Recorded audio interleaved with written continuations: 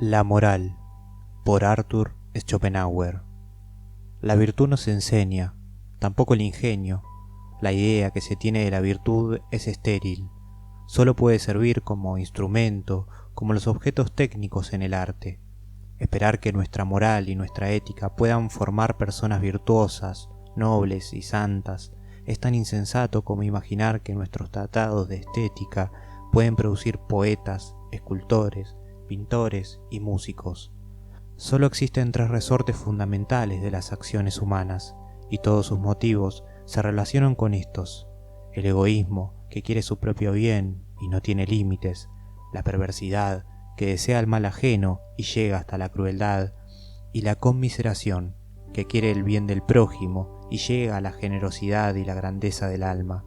Cualquier acción humana debe referirse a uno o dos de estos tres móviles al mismo tiempo. El egoísmo inspira tal horror que hemos creado la urbanidad para ocultarlo como una parte vergonzosa, pero sobresale a través de todos los velos y se denuncia en cualquier encuentro, pues de manera instintiva nos esforzamos por utilizar cada nuevo conocimiento para servirnos en nuestros proyectos. Nuestra primera idea siempre es saber si tal hombre puede sernos útil para algo. Si no nos puede servir, no tiene ningún valor. Tanto sospechamos de este sentimiento en los demás que, si pedimos un consejo o un informe, perdemos la confianza en lo que se nos dice, pues suponemos que en ello hay algún interés.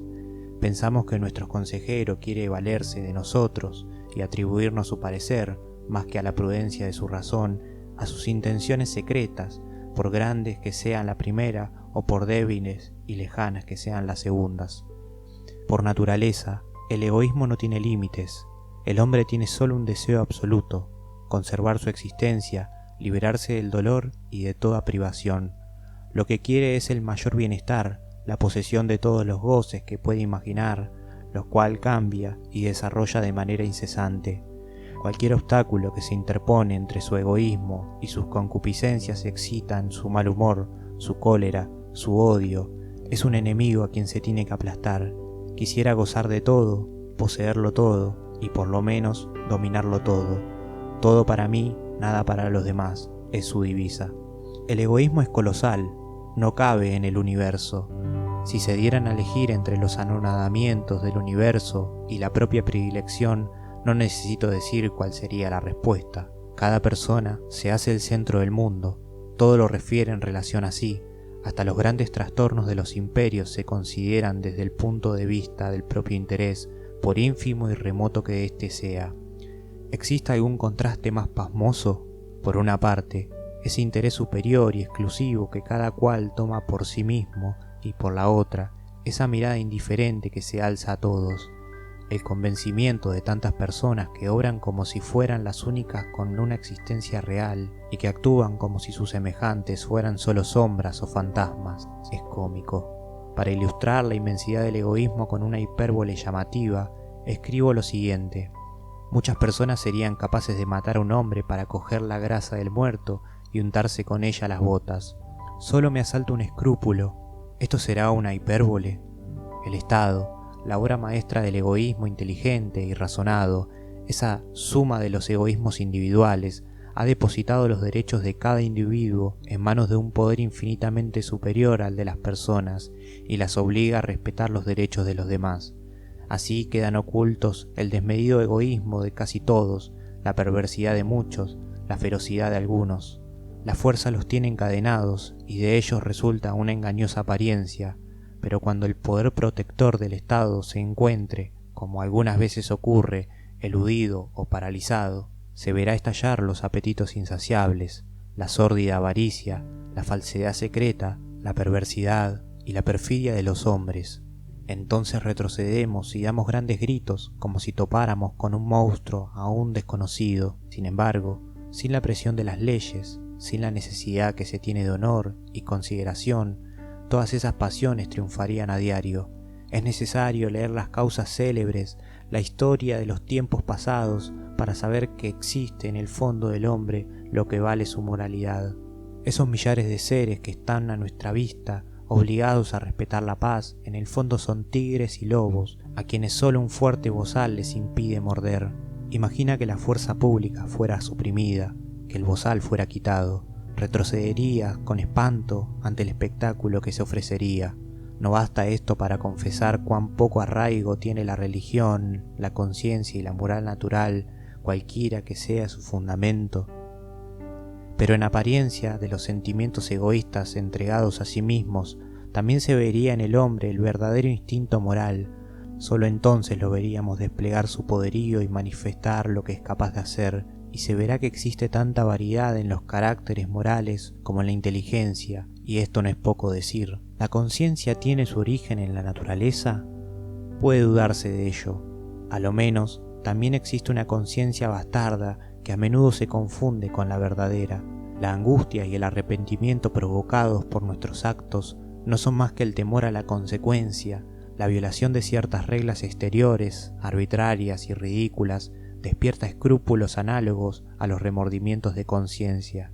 Así, ciertos judíos estarían abrumados ante la sola idea de fumar una pipa en su domicilio durante el sábado, contraviniendo el precepto de Moisés que dice: «No encenderéis ningún fuego el día del sábado en vuestras casas». El hidalgo no se consuela de haber faltado a las reglas del código de los locos, que se llama código de honor, y llevará su actitud hasta el extremo de no poder cumplir su palabra o satisfacer las exigencias de las leyes del honor, levantándose la tapa de los sesos.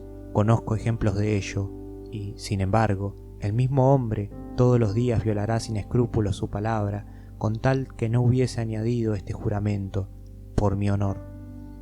En general, toda inconsecuencia, toda imprevisión, todo acto contrario a nuestros proyectos o nuestros principios, a nuestros convencionalismos de cualquier especie, y hasta la indiscreción, la torpeza y la bobería, dejan tras de sí un gusano que nos roe en silencio, una espina clavada en el corazón. Muchas personas se asombrarían si viesen de qué elementos se compone esta conciencia de la cual tienen una idea tan grandiosa.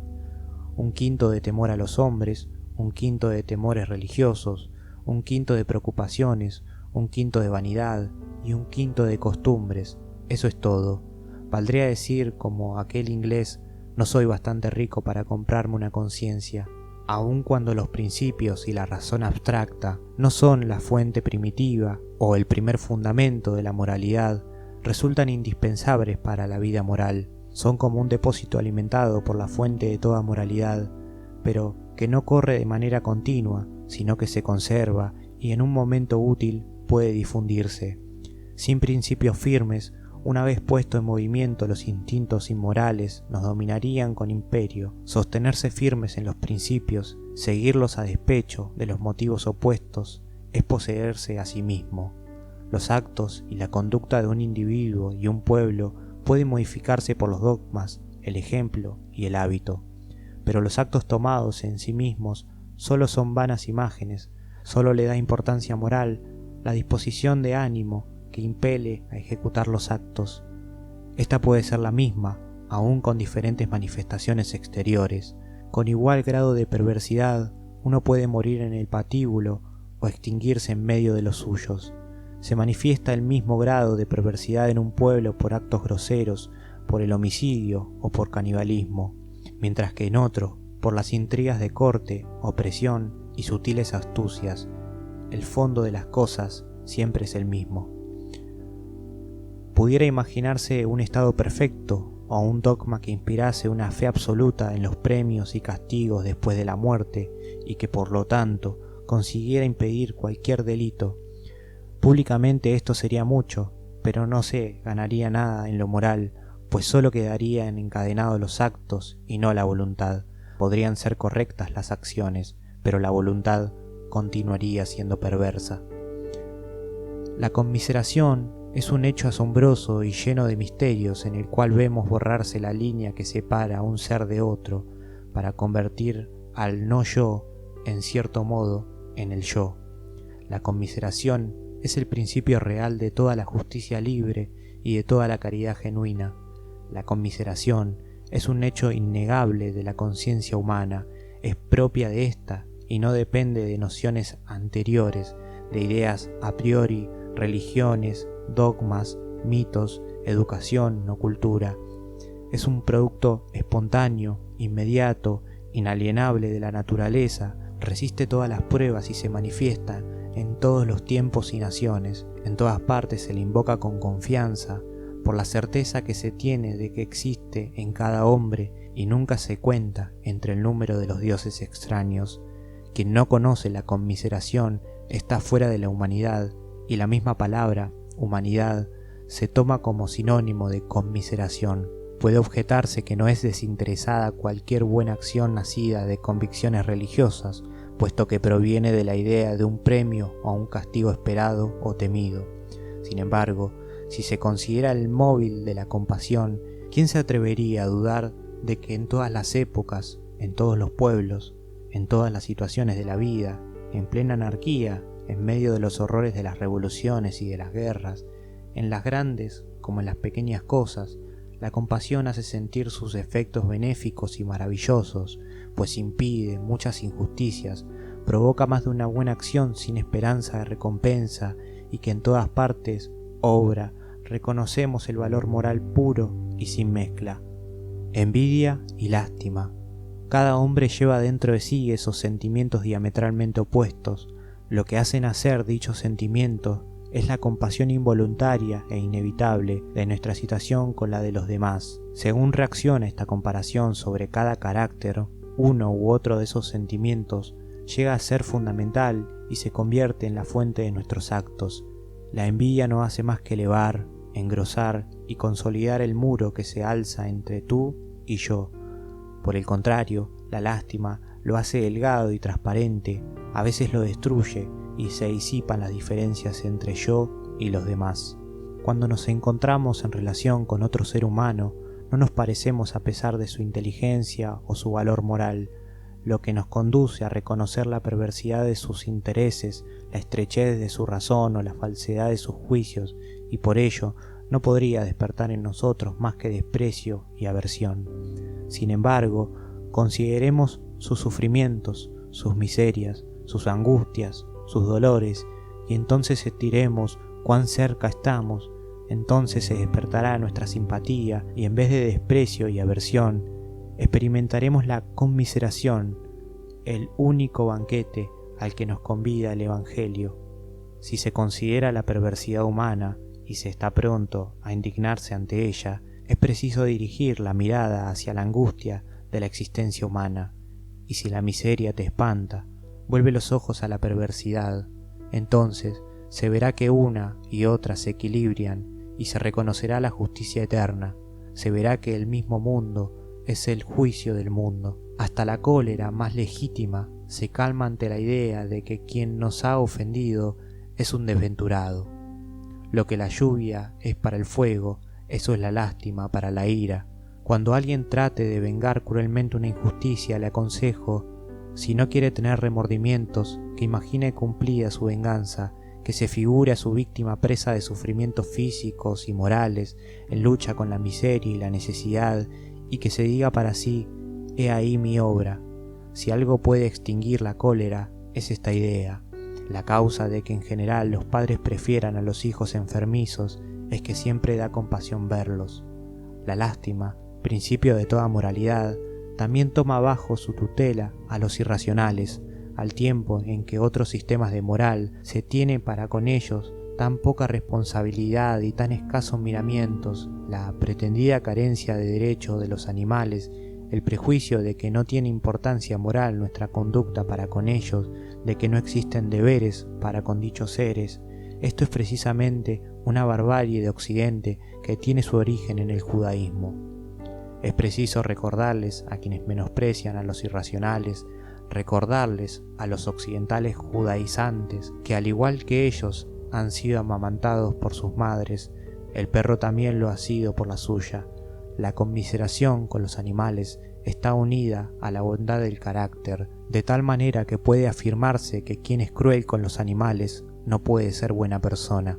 Una compasión sin límites hacia todos los seres vivientes es la prenda más firme y garante de la conducta moral. No exige ninguna casuística.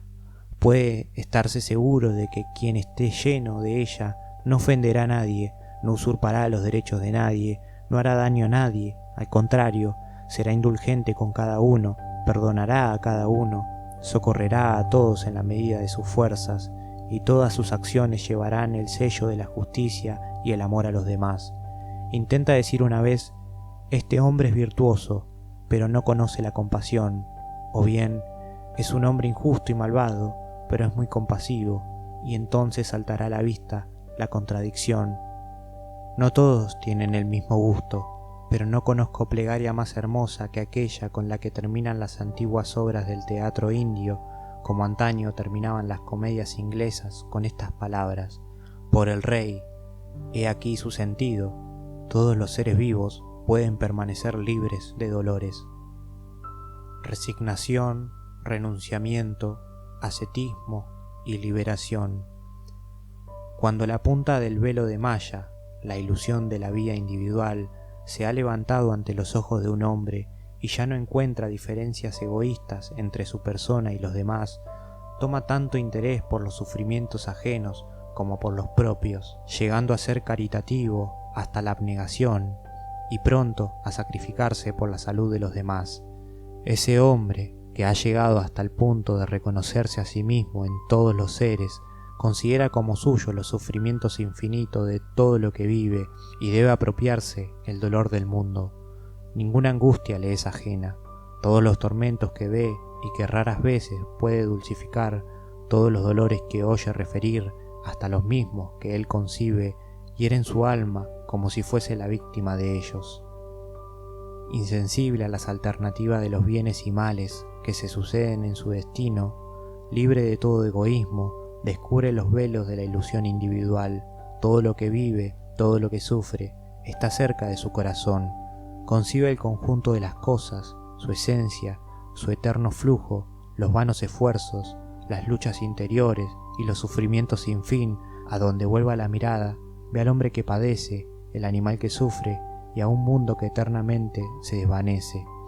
Desde entonces se une al mundo más estrechamente que el egoísta a su persona. Con tal conocimiento del mundo, ¿cómo podría afirmar su voluntad de vivir, adherirse a la vida y abrazarla estrechamente? El hombre, aún seducido por la ilusión de la vida individual, esclavo del egoísmo, no se ve en las cosas, sino que lo atañe su persona y toma de ellas los motivos para desear y querer.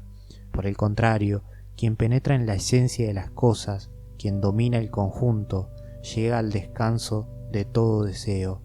Desde ese momento, la voluntad se aparta de la vida, rechaza con espanto los goces que la perpetúan. El hombre entonces llega al estado de renunciamiento voluntario, de la resignación, de la tranquilidad verdadera y la absoluta ausencia de voluntad, mientras que la perversión, entregado a la violencia de su voluntad y sus deseos de tormentos internos, se ve reducido a apagar su sed con el espectáculo de las desventuras ajenas.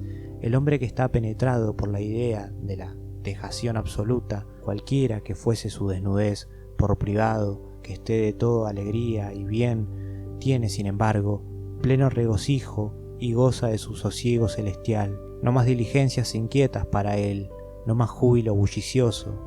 Lo que siente es una paz inquebrantable, un sosiego profundo, una íntima serenidad, un estado que no puede imaginar sin aspirar a él, porque nos parece el único justo, infinitamente superior a cualquier otro, un estado al que nos convida y llama lo mejor que hay en nosotros, y esa voz interior que nos grita sapere aude.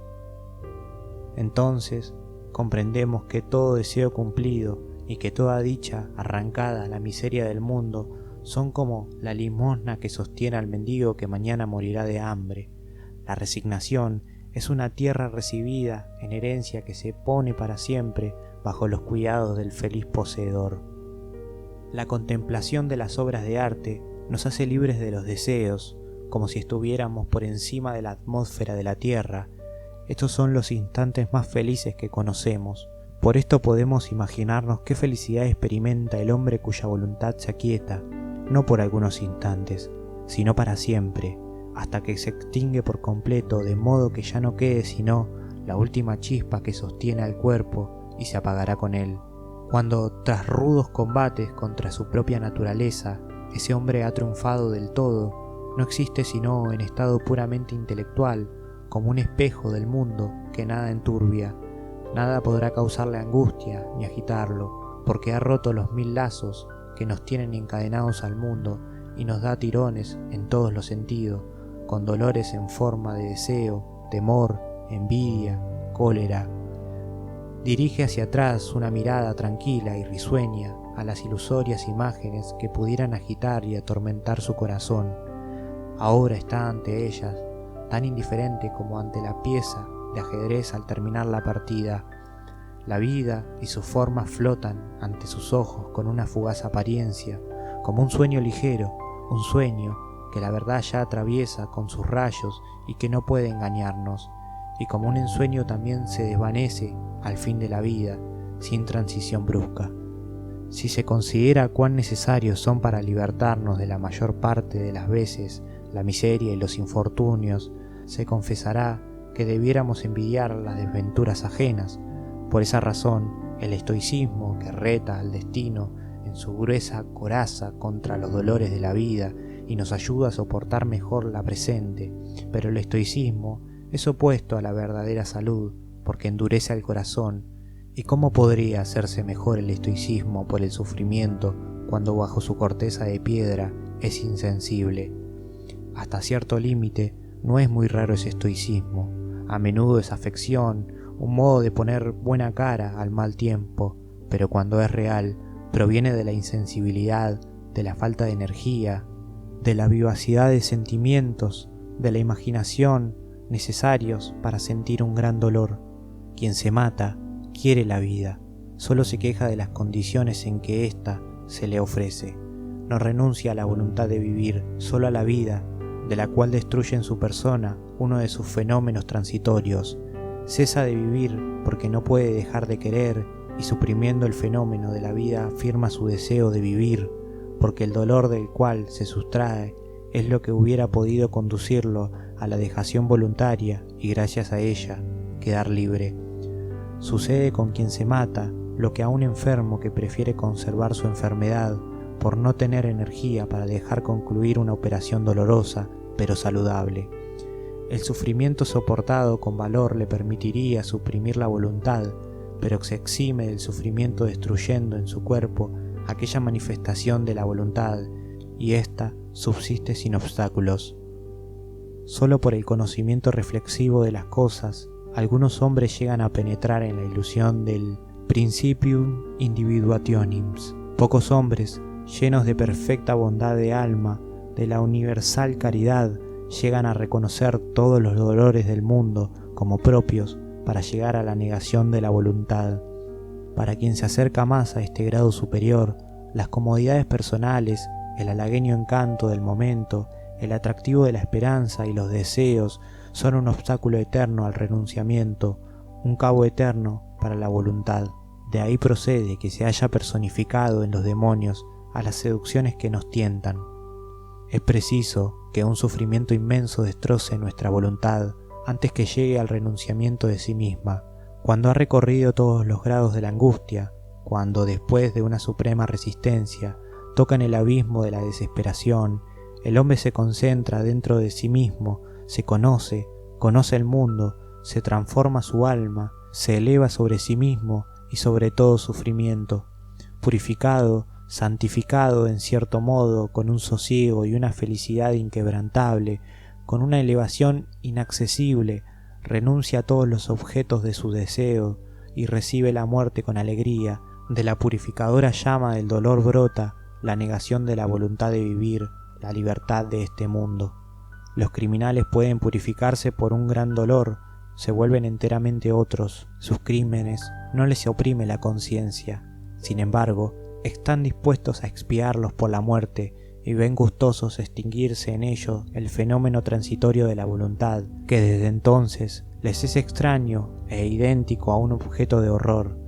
En el conmovedor episodio de Gretchen, Goethe nos ha dado una incomparable imagen de esta negación de la voluntad causada por un gran infortunio y la desesperación. Es un modelo cabal de esta segunda manera de llegar al renunciamiento, a la negación de la voluntad, no por el puro conocimiento de los dolores de todo el mundo, con el cual se identifica voluntariamente, sino por un dolor que aplasta y con el cual uno se ve abrumado. Un gran dolor, una gran desgracia, pueden forzarnos a conocer las contradicciones de la voluntad, de vivir consigo mismo y mostrarnos la nada de todo esfuerzo. A menudo se ha visto cambiar, resignarse, arrepentirse, hacerse frailes o anacoretas después de una vida agitada por las pasiones, a reyes, héroes y aventureros. Tal es el asunto de las historias auténticas de conversiones, por ejemplo, la de Raimundo Lulio. Un día, una mujer hermosa a quien amaba desde hacía mucho tiempo, le concede al final una cita en su casa. Loco de alegría, Lulio entra en el dormitorio de ella, pero entreabriéndose la joven el cuerpo del vestido, le descubre un pecho corroído por horrible cáncer. A partir de ese instante, como si hubiera entrevisto el infierno, se convirtió, abandonó la corte del rey de Mallorca, se retiró a su yermo y se hizo penitente. La conversión de Rancé se parece a la de Raimundo Lulio. Él había consagrado su juventud a todos los placeres y vivía en íntimos tratos con la señora de Montvasos. Una noche, a la hora de la cita, encuentra vacía la estancia, oscura, revuelta. Tropieza con la cabeza de su querida, que habían separado del tronco. Había muerto y no había podido hacer entrar su cabeza en el féretro de plomo colocado junto a ella.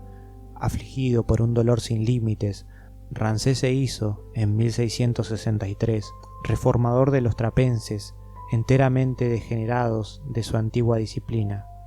Pronto los condujo a la grandeza de renunciamiento, a esa negación de la voluntad metódicamente conducida a través de las más duras privaciones, a esa vida de una austeridad y un trabajo increíbles que llena de santo horror al extraño cuando, al penetrar en el convento, le llama la atención la humildad de esos monjes que, extenuados por ayunos, frías vigilias, preces y trabajos, se arrodillan ante él, hijo del mundo y pecador, para pedirle su bendición.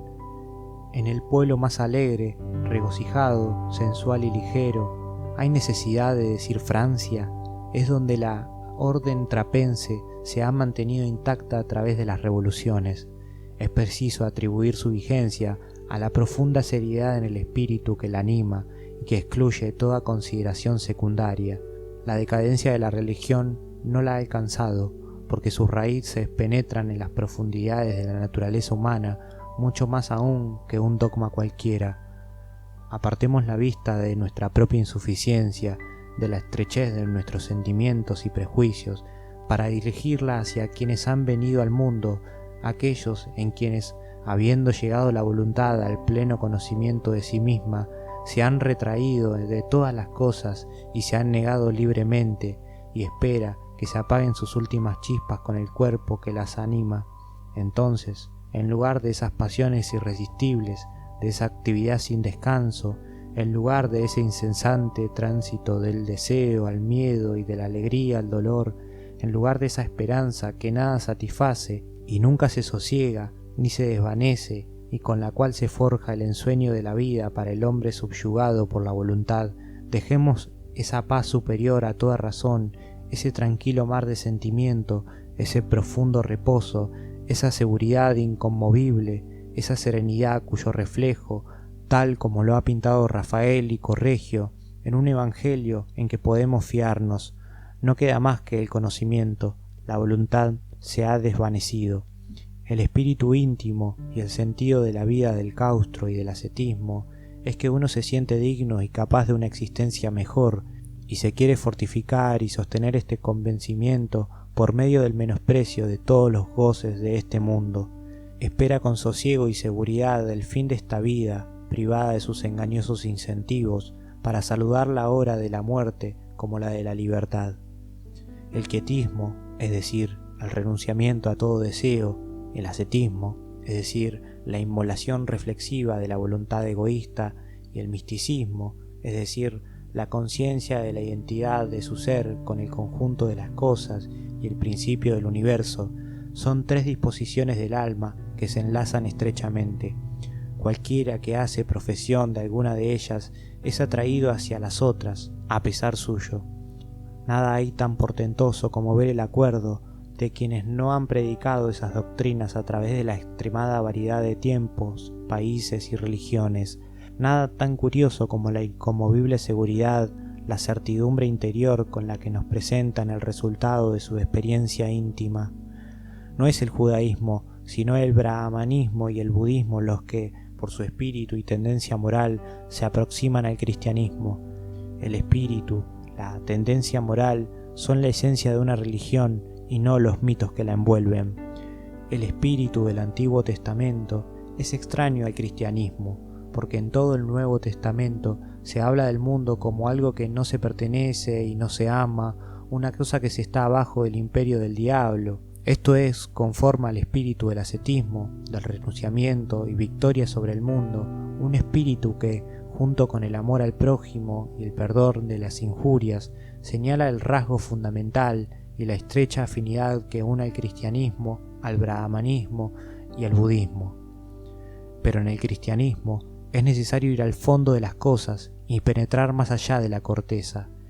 El protestantismo, al eliminar el ascetismo y el celibato, que es su punto capital, ataca por eso la esencia del cristianismo y puede considerársele como una apostasía.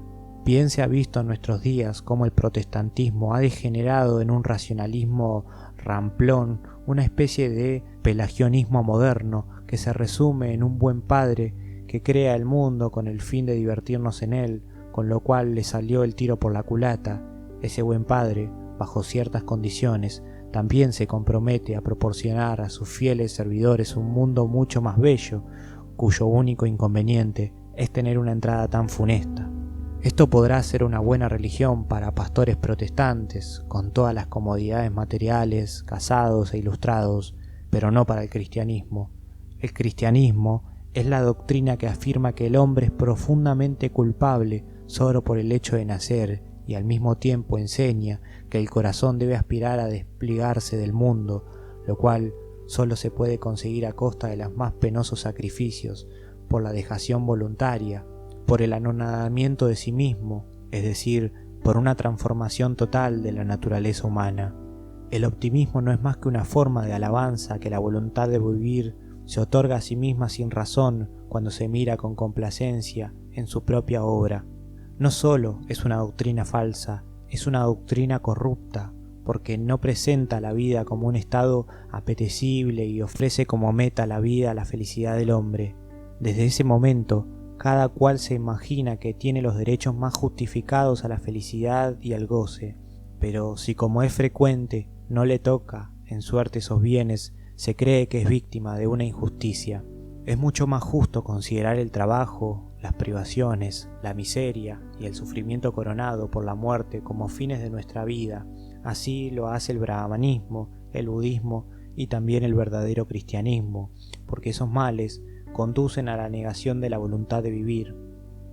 En el Nuevo Testamento se representa el mundo como un valle de lágrimas, la vida como un medio de purificar el alma y un instrumento de martirio es el símbolo del cristianismo.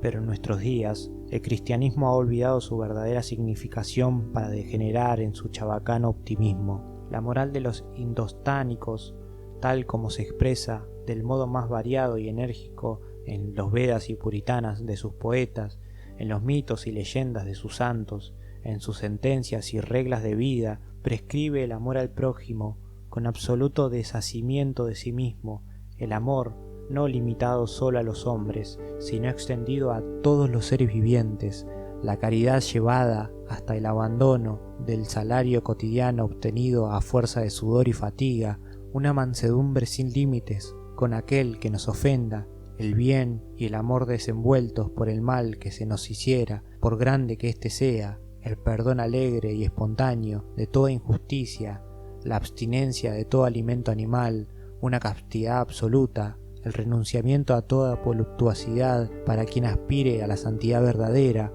el menosprecio de todas las riquezas, de toda mansión, de toda propiedad, una soledad profunda y absoluta, basada en la contemplación muda, un arrepentimiento voluntario y penitencias lentas y espontáneas para mortificar la voluntad hasta morir de hambre, entregarse a los cocodrilos precipitándose desde lo alto de una roca del Himalaya, santificada por esta costumbre, enterrándose vivo, arrojándose bajo las ruedas del carro gigantesco que pasea las imágenes de los dioses en medio de los cánticos, los gritos de júbilos y las danzas de las bayaderas. Estas predicciones, cuyo origen se remonta a más de 4000 años, aún viven entre los indostánicos, hasta en su rigor más extremado, por degenerados que ese pueblo hoy esté. Unas costumbres por tanto tiempo sostenidas entre tantos millones de hombres, unas prácticas que imponen tan abrumadores sacrificios, no pueden ser una invención arbitraria de algún cerebro alucinado, deben tener hondas raíces en la esencia de la humanidad. No puede admirarse bastante la concordancia, la perfecta unanimidad del sentimiento que se advierte si se lee la vida de un santo o un penitente cristiano y la de un santo indostánico, a través de la variedad de la oposición absoluta de dogmas, costumbres y medios, son idénticos al esfuerzo, la vida interior de uno y otro. Los místicos cristianos y los maestros de la filosofía Vedanta también están conformes en considerar como superfluas las obras exteriores y los ejercicios religiosos para aquel que alcanza la perfección. Tanta concordancia entre pueblos tan diferentes y en una época tan remota es una prueba de que no se trata de una aberración o de un extravío del espíritu y los sentidos. Al contrario, es un aspecto esencial de la naturaleza humana, un admirable aspecto que rara vez se manifiesta y que se expresa en ese ascetismo.